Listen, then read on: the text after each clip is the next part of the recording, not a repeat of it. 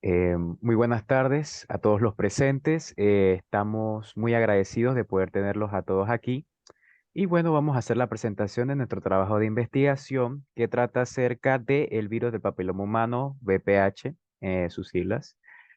Conformado el grupo por los estudiantes Boris Ríos, Ayeli Morales, Michelle Santamaría y mi persona Carlos Benítez. Tenemos el placer de hablarles un poco sobre educación en salud acerca de nuestro trabajo de investigación.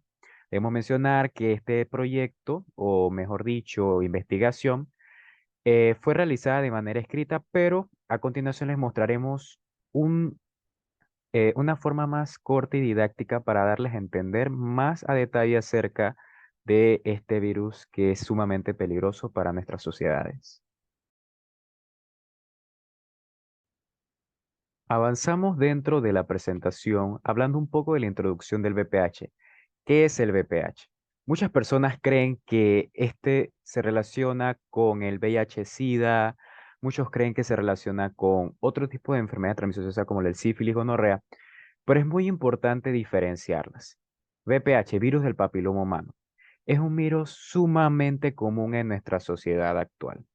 Es importante decir que este virus le puede dar a cualquier persona que se encuentre en actividad sexual en el cual permanezcan o contraigan diferentes tipos de parejas, en este caso, simplemente con la relación sexual puedes tener el riesgo de contraer este virus.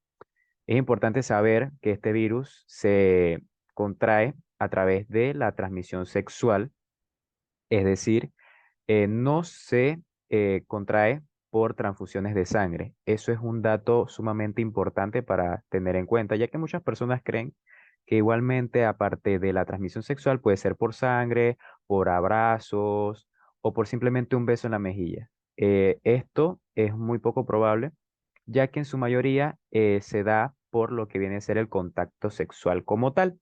Pero esto obviamente ampliará más adelante. Es importante igual mencionar de que existen dos tipos de VPH, los cuales son los principales, y por así decirlo, según las últimas investigaciones, los únicos, el VPH-16 y VPH-18. Entre algunos signos que se podría mencionar como un tipo de introducción, podremos decir que son bastante visibles, pueden decirse que son incomparables, ya que muchos de ellos llegan a ser muy obvios, muy incómodos para las personas que adquieren esta enfermedad, y es importante mantener cierto tipo de respeto hacia la misma y intentar protegerse en todo momento ante estos virus que simplemente son dañinos para el cuerpo humano, obviamente. Entre los tipos existentes del virus del papiloma humano se pueden clasificar dos: el virus del papiloma humano de bajo riesgo y el virus del papiloma humano de alto riesgo. El de bajo riesgo, considerado como baja oncogenicidad, existen alrededor de 9, en los que se incluyen el 40, el 42, el 6, el 11, el 43, el 44, el 54, el 61 y el 72. Entre los más comunes son los mencionados el 6 y el 11, llegando a ser los principales causantes de la aparición de verrugas genitales y lesiones benignas. Por otra parte, el de alto riesgo, considerado como el de alta oncogenicidad, existen alrededor de 12 a 14, en los que se incluyen el 16, el 18, el 31, el 33, el 35, el 39, el 45, el 51, el 52, el 56, el 58, el 59, el 66 y el 68.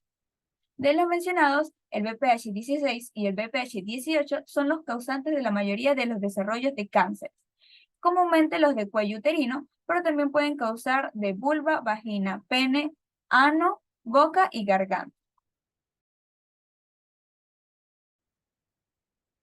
Pasamos con un punto de suma importancia y creo que del interés para la mayoría de personas que se encuentran en esta reunión, ya que mucho se habla de la enfermedad, pero en verdad muchas personas desconocen cómo se da esta y simplemente caen en los típicos mitos que se conocen en nuestra sociedad. La adquisición del VPH se da por el contacto piel a piel. Ahora, no quiero decir con esto que por tocar a una persona con el virus del papiloma humano La persona que toque a esa persona se contraiga con la enfermedad. Eso es totalmente falso. Cuando digo contacto, queremos hablar de los fluidos de carácter sexual, como lo pueden ser el semen, la eyaculación femenina, e igualmente cuando una persona contenga verrugas o ciertas laceraciones dentro de su boca, estas al tener contacto con la boca de la otra persona o en su mayoría o en su versión más, por así decirlo, común, cuando se realizan algún tipo de relaciones de contacto sexual, como lo pueden ser el contacto sexual vaginal con el pene, que como lo podemos ver en las imágenes, pusimos una berenjena y un sapito representando pues las partes masculina y femenina. El contacto sexual anal con el pene, contacto sexual oral con el pene, que es en ese caso el mencionado con las verrugas que se encuentran dentro de la boca, algunas laceraciones que pueden contraerse a través del contacto con el pene, el contacto sexual oral con la vagina, o sea, realizar algún tipo de práctica sexual oral, y el uso de juguetes sexuales durante la actividad sexual. Es decir, cuando una persona contagiada con VPH utiliza un juguete sexual y luego se la pasa a su pareja sexual, este podrá contraer la enfermedad del VPH. Lo más seguro es que la contraiga. Es muy poco probable que no, ya que como lo mencioné, se da por el contacto piel a piel, pero este debe realizarse por medio de los fluidos, los cuales provocan que este virus ataque a la persona, por así decirlo. Em, Igualmente, muchas personas tienden a confundirlo con que se adquiere a través de transfusión de sangre. Esto no es cierto, simplemente se hace con la transmisión sexual y en este caso el compartimiento de fluidos los cuales contengan este tipo de virus. Bueno, por ejemplo, la adquisición de verrugas. Estas verrugas también pueden encontrarse en la parte exterior del cuerpo y al consumir algún tipo de líquido que salga de estas verrugas puede provocar que la persona, bueno, provocará que la persona contenga VPH. Signos y síntomas. La infección por el virus del papiloma humano generalmente en sus inicios no presenta síntomas, es decir, es asintomática. De manera que cuando hay manifestaciones puede encontrarse la más común son el condiloma acuminado, que son las verrugas. Pero cuando aparecen estas verrugas, estas varían en apariencia según el tipo de virus del papiloma humano que esté involucrado, por lo que lo podemos dividir como verrugas genitales, como podemos ver aquí, las verrugas filiformes, que son estas que están aquí, las verrugas periunguiales, las verrugas planas, las verrugas vulgares de las manos y las verrugas vulgares de las plantas. Entre otros signos y síntomas que podemos encontrar son las lesiones intraepiteliales de bajo o alto grado. También está la leucoplasia, que sucede en sitios de relaciones orogenitales. También están las células coilocíticas o coilocitos, que se ve a través del microscopio. Y también está el escozor, ardor, picor y malestar en las zonas de verrugas o lesiones. Y por otra parte está la disparunia, que es cuando tienes dolor al mantener relaciones sexuales. Prevención en salud del virus del papiloma humano. Inicialmente, la mayor manera de prevenir este virus es por medio del preservativo, tanto masculino como femenino. Es el método de barrera de elección frente a otras ETS y en especial el VPH. Es el que mayor cobertura ofrece y contribuye a disminuir la posibilidad de contraer el virus hasta un 70%. Cabe mencionar que, dado que la transmisión es por contacto directo con la zona y el preservativo no protege completamente el virus, ya que el mismo puede alojarse en puntos de la zona genital anal, que quedan expuestos o indefensos. Es la razón por la cual la cobertura no es de un 100% ante la probabilidad de la infección. Por otro lado, otro método para prevención es la citología cervical exfoliativa, también conocida como Papa Nicolau. Este es el examen que se hace para detectar la presencia de células cervicuterinas alteradas o normales. De igual manera, las pruebas de VPH, del cual detectan el ADN de los virus del papiloma humano de alto riesgo, con sus siglas VPH-AR, en cantidades suficientes que pueden causar lesiones malignas. Cabe aclarar que el Papa Nicolau busca los cambios en las células del cervix uterino antes que se desarrolle el cáncer, mientras que la prueba del ADN del VPH busca la presencia de infección por VPH de alto riesgo, conocido por causar cerca del 99% de los casos de cáncer cervical. Por lo tanto, la prueba de VPH podría predecir mejor el riesgo de enfermedad celular. Por otra parte, la instalación de programas de cribado en la población, cuyo objetivo es la detección precoz ante un contagio del virus, a fin de mejorar su pronóstico y evitar la mortalidad prematura o la discapacidad asociada a la misma, y con el propósito de brindar cobertura asistencial especialmente dirigido a las mujeres panameñas. Este programa en particular involucra el COTES, el cual va a ser el método utilizado en el diagnóstico del cáncer cervicuterino. El mismo consiste en combinar el Papa Nicolau y la prueba de detección de ADN de BPH-AR para el cribado, o sea, el diagnóstico de lesiones del cérvix en pacientes de 30 a 60 años de edad y a partir de los 25 años en mujeres de alto riesgo. Si las dos pruebas son negativas, se recomienda repetir el COTES en 3 años. De presentar el Papa Nicolau o citología negativa y la prueba de DNA de BPH-AR positiva, se recomienda realizar una colposcopía. La paciente mayor de 25 años con citología reportada como ASCUS y prueba de ADN de BPH-AR negativo, se recomienda realizar la citología en 12 meses. En pacientes con ASCUS con BPH-AR positivo, se realizará colposcopía y cualquier citología mayor de ASCUS deberá realizarse colposcopía. Y cualquiera que sea el resultado de la citología, si clínicamente hay sospechas de cáncer cervicuterino, debe prevalecer el criterio clínico para determinar la conducta a seguir. Por último, un método o manera de prevención está la administración de la vacuna, la cual ha demostrado una alta eficacia y seguridad frente a los genotipos a los cuales va dirigida, considerando que se ha visto que es más efectiva si se administra antes de mantener la primera relación sexual. La gestión de la vacuna incluye los diferentes tipos autorizados para la protección contra el virus. Está la vacuna bivalente, la Cervarix, y la vacuna cuadrivalente, Gardasil 9. La Cervarix protege contra la infección por los tipos 16 y 18 del VPH, mientras que la Gardasil 9 protegen contra la infección por los siguientes nuevos tipos de VPH. El tipo 6 y 11 del VPH, que causan el 90% de las verrugas genitales, el tipo 16 y 18 del VPH, que son dos de los VPH de riesgo alto, que causan cerca del 70% de los cánceres de cuello uterino y un porcentaje aún mayor de otros cánceres. El tipo 31, el 33, el 45, el 52 y el 58, que son VPH de riesgo alto y representan del 10% al 20% de los cánceres de cuello uterino. Y conjuntamente, todas estas vacunas ayudan a prevenir la infección por el VPH-16 y el VPH-18. Estos dos tipos son causantes de la mayoría de los casos de precáncer y cáncer de cuello uterino, así como muchos casos de cáncer de ano, pene, vulva, vagina y garganta. La vacuna contra el VPH produce la mejor respuesta inmunitaria de los preadolescentes. Para aumentar su eficacia, la vacuna se debe administrar entre los 9 y los 12 años de edad y en una serie de inyecciones. Ahora vamos a hablar sobre las enfermedades e infecciones inducidas por el VPH. Tenemos el cáncer de cuello uterino. Este es un tipo de cáncer que se produce en las células del cuello uterino, principalmente en la parte inferior del útero, que este se va a conectar a la vagina. Alrededor del 70% de los cánceres de cuello uterino están relacionados con el VPH. Estos son causados por el VPH 16 o el VPH 18.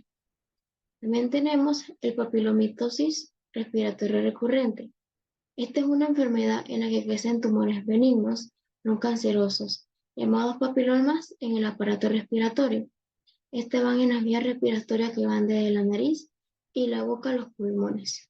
Este se desarrolla por dos tipos de virus papiloma humano, el VPH6 y el VPH11. Tenemos la hiperplasia epitelial focal. Esta es una proliferación benigna de la mucosa oral, con características clínicas e histológicas bien definidas. Esta se ha asociado a la infección de la mucosa oral por los tipos 13 y 32 del virus del papiloma humano, y con menor frecuencia a otros tipos.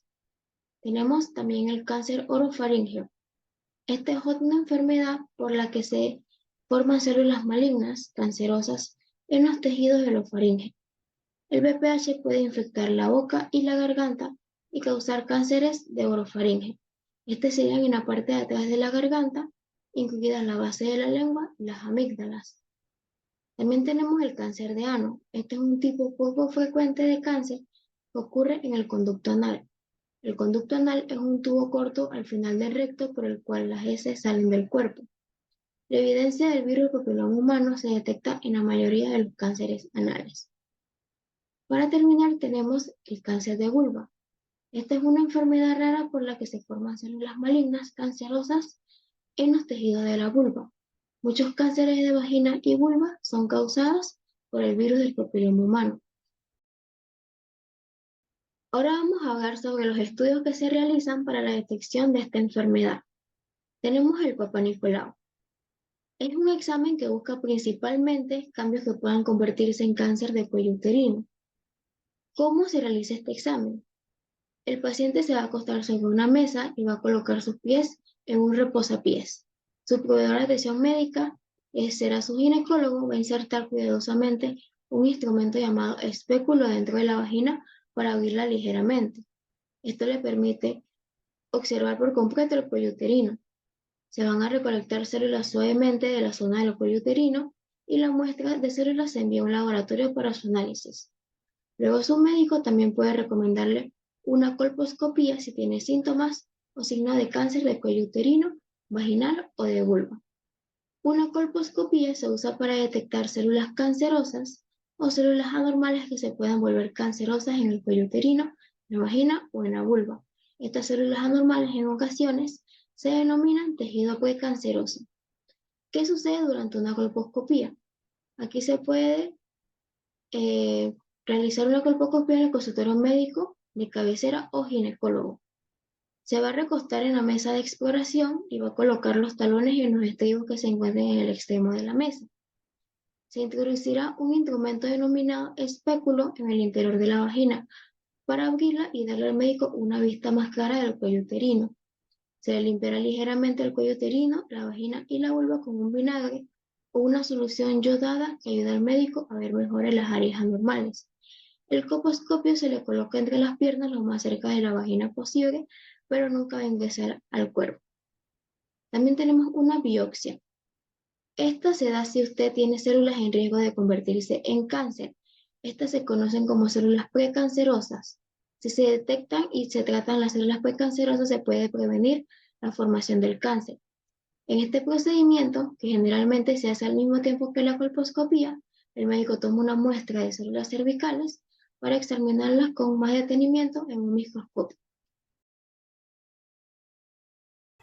Tratamientos.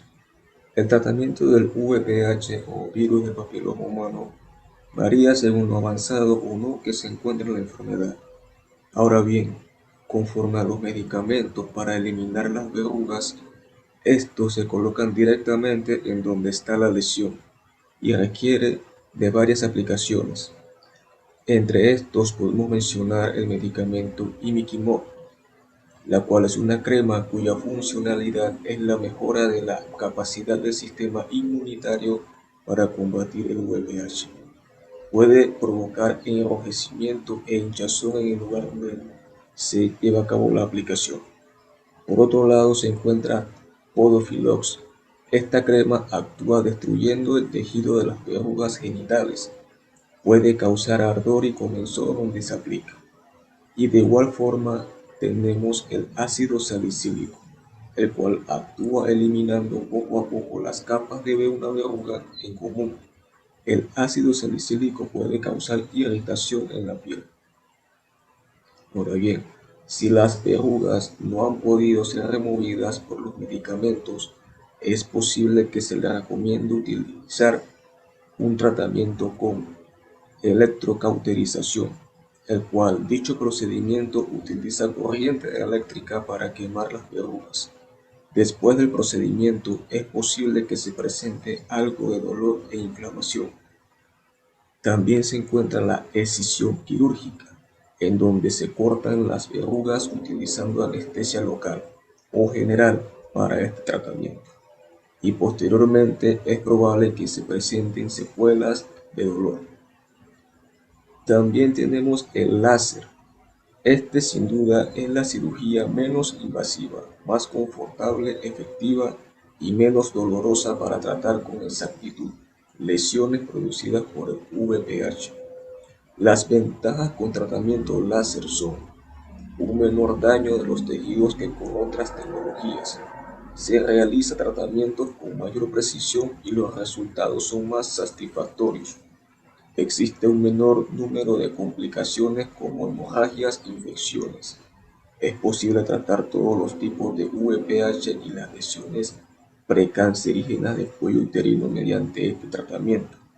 El mismo no es doloroso durante ni después del tratamiento y este último es más efectivo para el virus de VPH.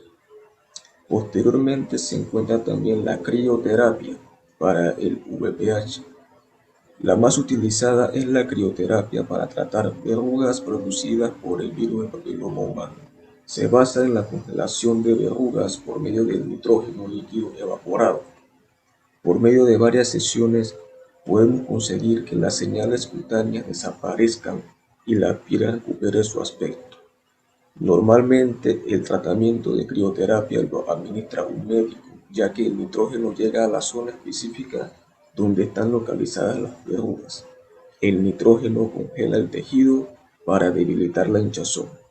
La baja temperatura aplicada permite no solo acabar con la parte visible del VPH, además no tiene consecuencias para la piel y por lo tanto no queda ningún tipo de marca tras el tratamiento. El número de sesiones depende del tamaño y el número de las verrugas localizadas.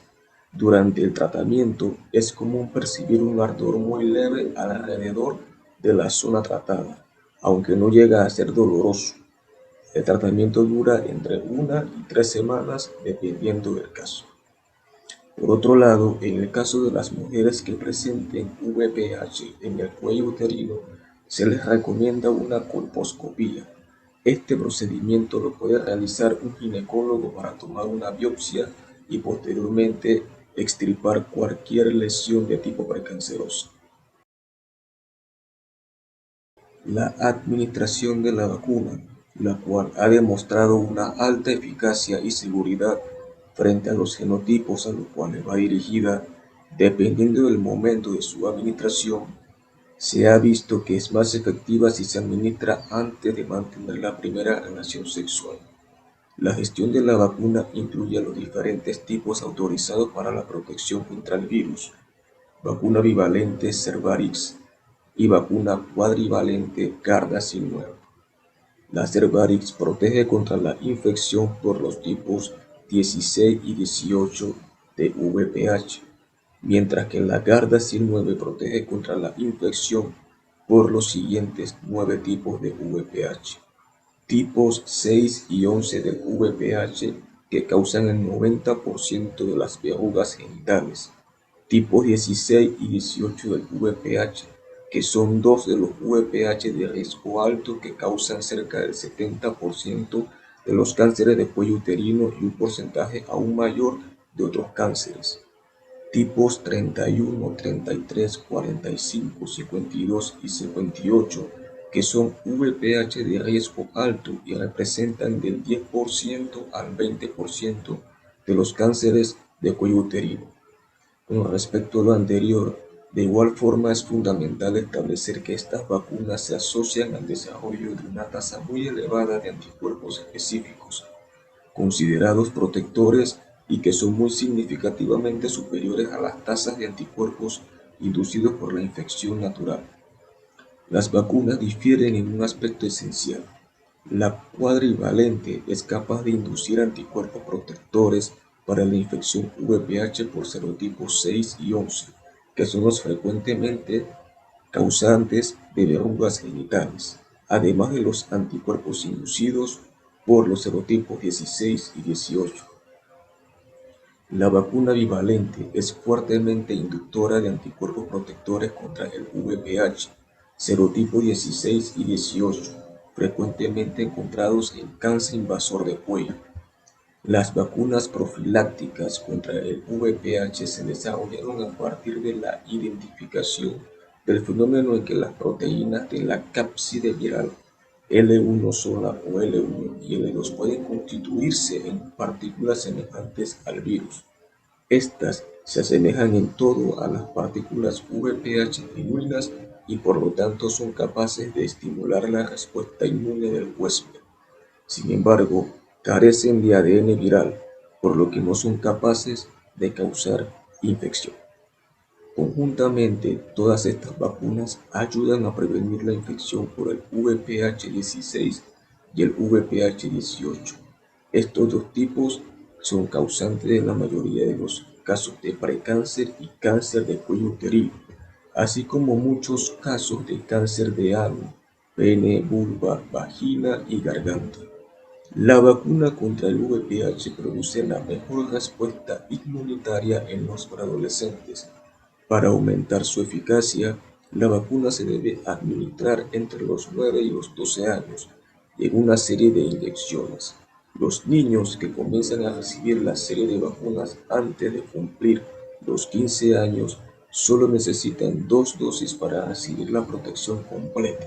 En cambio, las personas que comienzan a recibir la serie de vacunas a los 15 años o después y las personas con afecciones que debilitan el sistema inmunitario necesitan 3 dosis para recibir protección completa.